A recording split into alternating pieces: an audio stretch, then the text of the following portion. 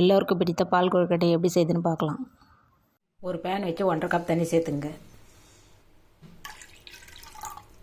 1 teaspoon oil, pinch of salt. தண்ணி நல்லா கொதி வந்து 1 கப் பச்சரிசி மாவு சேர்த்துங்க. நல்லா கலந்து விடுங்க. லைட்டாக ஆறுனதும் சின்ன சின்ன உருண்டைகளாக பிரித்து எடுத்துக்கலாம். சைஸில் உருண்டை பிடிச்சிங்க. இந்த மாதிரி எல்லாத்தையும் உருட்டி எடுத்துங்க. ஒரு பாத்திரம் வச்சு 1/2 லிட்டர் பால் சேர்த்துங்க. இப்போ பால் நல்லா கொதிக்குது. உருட்டி வச்ச உருண்டைகளை சேர்த்துங்க. சர்க்கரை சேர்த்துங்க.